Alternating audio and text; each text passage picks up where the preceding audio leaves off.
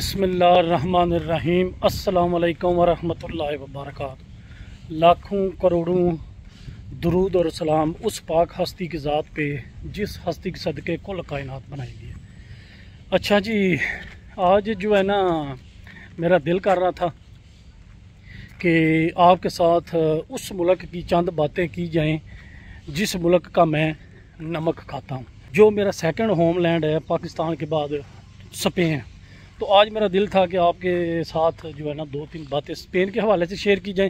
वैसे तो स्पेन की तारीख़ बहुत पुरानी है और मुसलमानों के हवाले से भी इसकी बड़ी तारीख़ है और इसकी जो है ना इतनी तारीख़ है कि दो तीन बातें करके जो है ना कवर नहीं कर सकते आप।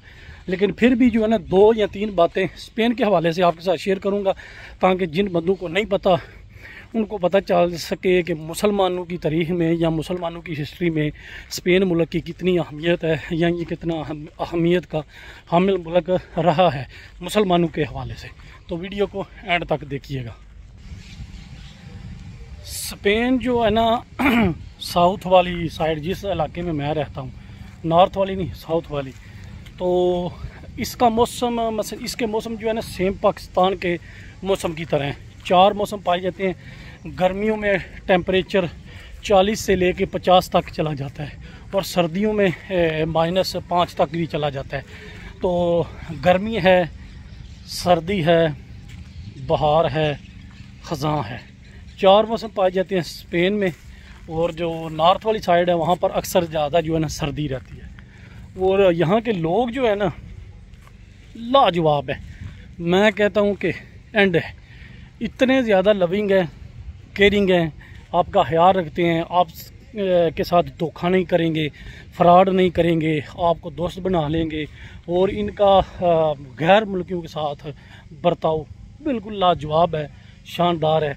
बल्कि हमारा मुसलमानों का या मेरा यही मानना है कि इनके अंदर मुसलमानों का खून है। जो पुराने हमारे मुसलमान थे तो उनकी वजह से इनके अंदर अच्छाई है। क्यों, मैं ग्रीस में रहा हूँ तो वो कौम भी देख के आया हूँ को जिस चीज़ को हम हाथ लगा दें उस चीज़ को वो पकड़ते भी नहीं थे।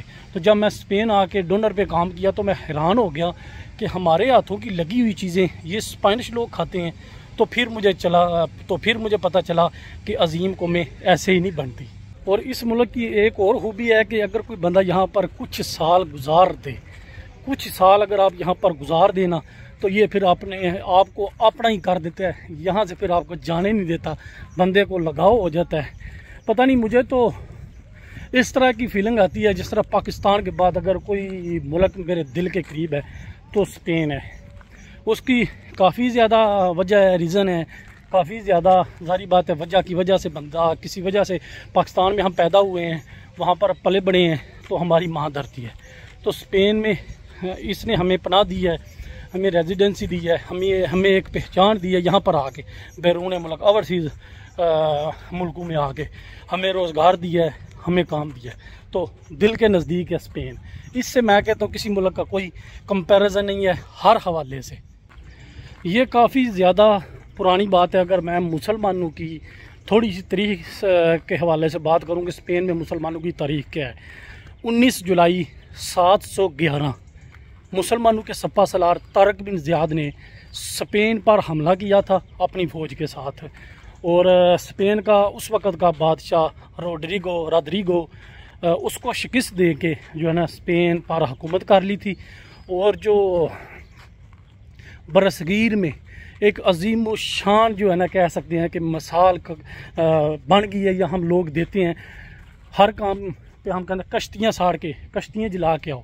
तो स्पेन पे जब हुकूमत के लिए मुसलमानों के सपा सलार तारिक बिन ज़ियाद यहाँ पर आए थे कश्तियाँ लेके, तो जब तारिक बिन ज़ियाद स्पेन में आया था तो जहाँ पर उसने कश्तियाँ लगाई थी उस जगह का उर्दू में अगर बात करें तो जबल तारिक, अगर इंग्लिश में करें तो जबरल्टर। तो इस वक्त वो इलाका इंग्लैंड की मलकियत है, इंग्लैंड ने उस पर कब्ज़ा कर लिया था। तो वहाँ पर कश्तियाँ लगा के तारिक बिन ज़ियाद ने अपनी फ़ौज को कहा था कि कश्तियाँ जला दो, ताकि फ़ौज के ये जहन में ना आए कि हमने वापस भी जाना है। कश्तियाँ जला दी, वापस जाने का ऑप्शन ख़त्म है, अभी लड़ना है, मरना है और मुल्क को फ़तह करना है। इसीलिए वो मिसाल भी मशहूर हो गई है कि कश्तियाँ जला देने वाली बर्न द बोट और उसके बाद फिर तारक बिन ज़ियाद की फ़ौज ये समझ के कि पीछे हम नहीं जा सकते, जान लगा के लड़ी। फिर उसने जो है ना स्पेन के बादशाह को शिकस्त दी। फिर स्पेन पर एक कह सकते हैं कि तवील अरसे तक मुसलमानों ने हुकूमत की है, तकरीबन 1492 तक, 750 साल तक, 7 सदियाँ 50 साल, 7.5 सदियाँ यहाँ पर मुसलमानों ने हुकूमत की है। फिर जिस हुकूमत का 1492 में 1 अप्रैल 1492 को जाके मुसलमानों की हुकूमत का मुकम्मल खात्मा हो गया था। और अक्सर हम लोग, हमारे माशरे में ये चीज़ है कि अप्रैल फूल हम मनाते हैं। मसलन 1 तारीख को झूठ का दिन, अक्सर आलमी लेवल पे ये होता है कि झूठ मारते हैं, अप्रैल फूल जिसको बोलते हैं। तो 1 अप्रैल 1492, 1 अप्रैल 1492, तो जो मुसलमान बच गए थे स्पेन में, तो उनको जब मुसलमानों की हुकूमत ख़त्म हो रही थी तो कत्लो गारत होता था। हर जगह जहाँ मुसलमान नज़र आए उनको मारते थे। तो स्पेन की उस वक़्त की मसीही हुकूमत ने मुसलमानों को ये मशवरा दिया कि आप जो चंद लोग बच गए हैं, हम आपको एक महफूज मकाम पर पनाह देंगे। यहाँ पर इस जगह कश्ती लगी हुई है, तो आप सारे कश्ती पे सवार हो जाएं, तो फिर हम आपको एक महफूज जगह देंगे ताकि आप आराम से अपनी ज़िंदगी गुजार सकें। तो सारे मुसलमान उनकी बात पे ट्रस्ट करके वहाँ पर सवार हो गए और उन्होंने वो शिप जो है ना डुबो दिया था। झूठ मार के, मुसलमानों के साथ धोखा करके, फ्रॉड करके तो वो शिप को डुबो दिया था। लेकिन हमारी अकल भी देखें, हमारी अकल पे पर्दा पड़ा हुआ है, या हम अपनी तारीख भूल गए हैं, हम अपना माजी भूल गए हैं, हम अपने बुज़ुर्गों की जो है ना कुर्बानियाँ भूल गए हैं। तो वो मुसलमानों को मारा था पहले 1 अप्रैल को, 1 अप्रैल को झूठ बोल के। तो उस पे जो है ना हम मुसलमान भी धड़ाधड़ झूठ बोल के अप्रैल फूल मना रहे होते हैं। तो कोई भी चीज़ होती है, कोई भी त्यौहार होता है, उसको मनाने से पहले उसका बैकग्राउंड देख लें कि इसकी तारीख क्या है। अगर स्पेन में मज़हब के हवाले से बात की जाए तो स्पेन में 74% जो है ना ईसाई लोग आबाद हैं। इसमें 2% लोग दीगर मज़ाहब से तलक रखते हैं और तकरीबन 19% वो लोग हैं स्पेन में मुकीम जो अल्लाह के वजूद को मानने से इनकार करते हैं। तकरीबन ये रेशो है यहाँ पर मज़हब के हवाले से। 74% यहाँ पर ईसाई आबाद हैं। अच्छा, 1492 के बाद मुसलमानों का यहाँ से मुकम्मल खात्मा हो गया था, लेकिन मुसलमान अपनी स्पेन में लातदाद क्या कहते हैं तमीरात की वजह से और लातदाद शाहकार की वजह से, लातदाद किलों की वजह से आज भी स्पेन की तारीख में ज़िंदा हैं। जब तारक बिन ज़ियाद ने स्पेन पर हमला किया था, यहाँ पर हुकूमत की थी, तो उसके बाद तारक बिन ज़ियाद ने सोचा कि कुर्तबा और गरनाता इनका जो है ना मेन शहर हुआ करते थे। तो तारक बिन ज़ियाद ने सोचा कि कुर्तबा शहर के वसत में एक अजीम शान मस्जिद तमीर की जाए। तो तारक बिन ज़ियाद ने उस मस्जिद का संगे बुनियाद रखा जिसको आज कुर्तबा मस्जिद से जाना जाता है। ये तस्वीरें आपको उसकी नज़र आ रही हैं। तो तारक बिन ज़ियाद ने उसका संगे बुनियाद रखा और तकरीबन 200 से 250 साल बाद वो तमीर हुई थी। तारक बिन ज़ियाद के जाने के बाद भी वो काम चलता रहा। मस्जिद 200 से 250 साल बाद तमीर हुई और उसके साथ एक नहर भी निकाली गई ताकि नहर का साफ़ पानी जो है ना मस्जिद में आए और वहाँ से नमाजी जो है ना वज़ू कर लें। और मस्जिद के ऊपर एक बहुत बड़ा मीनार बनाया गया है जहाँ पर चढ़कर मौज़न अज़ान देता था और लोगों को जो है ना नमाज के टाइम का पता चल जाता था। तो मुझे भी ये शर्फ हासिल है कि मैं भी उस मस्जिद की ज़ियारत करके आया हूँ 2, 3, 4, 5 दफ़ा।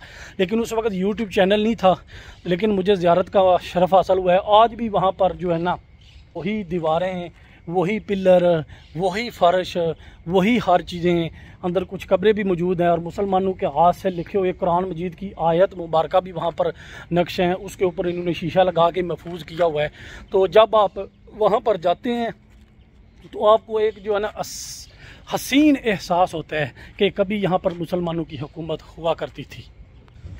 जैसे ही मुसलमानों की हुकूमत ख़त्म हुई और इनका कब्ज़ा हो गया हर चीज़ पे, तो जिस तरह मस्जिद कुर्तबा का मैंने जिक्र किया है, तो इन्होंने वहाँ पर नमाज और अज़ान की पाबंदी लगा दी कि वहाँ पर कोई बंदा नमाज नहीं पढ़ सकता, अज़ान नहीं दे सकता। लेकिन दी ग्रेट इल्लामा इकबाल साहब उन्होंने जो है ना जब स्पेन का 1932 में 1932 में दौरा किया, तो उनका मेन जो है ना मरकज़ था मस्जिद कुर्तबा। वो तरीह पढ़ते थे, उनको पता था तरीही इंसान हैं, तरीही लोग हैं। तो उन्होंने सोचा कि मैं यहाँ पर जाके अज़ान भी दूंगा और नमाज भी पढ़ूंगा। लेकिन वहाँ पर अज़ान पे पाबंदी थी, नमाज पे पाबंदी थी। लेकिन अल्लामा इकबाल साहब ग्रेट बंदे थे, तो उसका एहसास था इनकी हुकूमत को। तो अल्लामा इकबाल के जो है ना भरपूर इसरार के बाद इसकी मौजूदा हुकूमत ने, कुर्तबा के जो मौजूदा हुकूमत, उन्होंने इजाज़त दी 1932 में। अल्लामा इकबाल साहब ने वहाँ पर अज़ान दी और नमाज़ पढ़ी। लेकिन उनकी शर्त थी आपने अज़ान देनी है, नमाज़ पढ़नी है, अंदर से आप मस्जिद का दरवाज़ा लॉक करेंगे। तो अल्लामा इकबाल साहब ने 1932 में मस्जिद में खड़े होकर भरपूर क़ुव्वत के साथ अज़ान दी और 750 साल बाद मस्जिद के दरो दीवार से टकराने वाली ये अज़ान की पहली आवाज़ थी। उसके बाद अल्लामा इकबाल साहब ने अज़ान के बाद वहाँ पर नमाज भी अदा की, और नमाज पढ़ने के बाद अल्लामा इकबाल साहब जब सजदे में गए तो उन पर इस तरह की गशी तारी हुई, या इस तरह से उनके जो है ना गम था उनके अंदर, वो गम उनके अंदर तारी हुआ, गशी तारी हुई। तो वो तकरीबन नमाज पढ़ते हुए सजदे की हालत में आधा घंटा बेहोश रहे।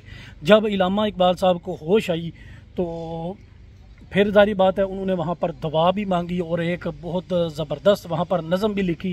अल्लामा इकबाल साहब से किसी ने पूछा कि आप बेहोश क्यों हो गए थे, तो उन्होंने कहा था कि जब मैं वहाँ पर गया तो मेरे अंदर फीलिंग आई कि 700 साल, 7 सदियों से ज़्यादा यहाँ मुसलमानों ने हुकूमत की है, लेकिन आज क्या हो गया है, आज अज़ान देने की पाबंदी है, आज नमाज पढ़ने की पाबंदी है। उसकी वजह क्या है? उसकी वजह हमारे मुसलमानों की नाअहलियाँ, कमज़ोरियाँ, अपने एक दूसरे के अंदर बुग़्ज़, एक दूसरे से लड़ाई, बस यही हमारी कमज़ोरियाँ हैं। उस वजह से जो है ना स्पेन में मुसलमानों की हुकूमत चली गई थी। एक तारीख़ी मुल्क है, 750 साल मुसलमानों ने हुकूमत की। तो यही चीज़ अल्लामा इकबाल साहब के जहन में थी, तो उस वजह से जो है ना उन पर गश तारी हुआ, वो बेहोश हो गए। ये स्क्रीन पे मैं उनकी तस्वीर शेयर कर रहा हूँ। जब अल्लामा इकबाल वहाँ पर नमाज पढ़ रहे थे तो ये एक तारीख़ी तस्वीर वहाँ पर ली गई थी। तो मस्जिद में जब आप दाखिल होते हैं, बहुत बड़ी मस्जिद है, सेहन है, दरख्त हैं, लेकिन जो है ना मस्जिद के अंदर वाला जो अंदरूनी हिस्सा है, 2 गेट हैं। अभी मैं हिसाब बता रहा हूँ, 2 गेट हैं। एक से वो इंटर होने देते हैं, लेकिन अंदर जूते भी नहीं आप उतार सकते, सर पे टोपी भी नहीं पहन सकते। तो एक तरफ से आपने इंटर होना होता है, एक तरफ से निकलना होता है। तो मैं अपने आप को बड़ा खुशकिस्मत समझता हूँ। एक तो तारीख़ी मस्जिद है अल्हम्दुलिल्लाह, जिसका मैंने विज़िट किया, दौरा किया, जिसकी मैंने ज़ियारत की, और उसके बाद मैं अपने आप को बड़ा खुशकिस्मत समझता हूँ कि कम से कम एक दरवाज़े में से तो अल्लामा इकबाल साहब, दी ग्रेट अल्लामा इकबाल साहब ज़रूर दाखिल हुए होंगे। तो मैं ये सोचता हूँ कि जिस दरवाजे से अल्लामा इकबाल साहब दाखिल हुए होंगे मस्जिद में, तो मैं भी उन दरवाज़ों में से दाखिल हुआ हूँ। एक में से मैं दाखिल हुआ था, दूसरे से मैं बाहर निकल आया था। तो इंशाल्लाह ज़िंदगी रही, कभी मौका मिला तो ज़रूर वहाँ पर जाऊँगा। कुर्तबा मस्जिद का आपको दीदार भी कराऊँगा, और इंशाल्लाह कुर्तबा मस्जिद आपको दिखाएँगे भी। तो ये मुसलमानों की तारीख़ थी।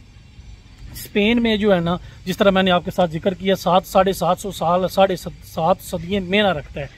लेकिन तारिक बिन ज़ियाद ने जब हुकूमत की, जब क्या कह सकते हैं कि स्पेन को फ़तह किया, तो उसके बाद कुछ साल बाद तारिक बिन ज़ियाद का कुछ पता नहीं चला। आज तक तारिक बिन ज़ियाद की कब्र का आप किसी को कोई पता नहीं। लेकिन तारीख़ लिखती है कि दमिश्क में उस वक़्त मुसलमानों का एक बड़ा जालिम और जाबर हुक्मरान था। उसने तारिक बिन ज़ियाद को बुलाया कि इधर आओ, आपने स्पेन पर क्यों हमला किया। उसके बाद तारिक बिन ज़ियाद का कोई पता नहीं है, यहाँ तक तारीख़ बताती है। तो जिस तरह मैंने जिक्र किया है कि हम अपने जो है ना अपने हाथ काटने वाले हैं, हम खुद ही अपने जो है ना पाँव काटने वाले हैं। तो किसी ने हमें क्या मारना है, किसी से हमारा कोई झगड़ा नहीं, किसी से हमारी कोई लड़ाई नहीं। तो लेकिन ये तारीख़ी मुल्क है स्पेन। ये मैंने कोशिश की है कि अपनी चंद बातों में 2-3 चीज़ें आपके साथ शेयर करूं, ताकि जो मेरे देखने वाले हैं, जो मेरे सुनने वाले हैं, उनको पता चले। और जो स्पेशल लोग हिस्ट्री पढ़ते हैं, उनको पता है कि स्पेन की मुसलमानों में स्पेन की तारीख़ की कितनी ज़्यादा अहमियत है। तो यहाँ पर काफ़ी ज़्यादा तारीख़ी जगह हैं, काफ़ी ज़्यादा तारीख़ी चीज़ें हैं।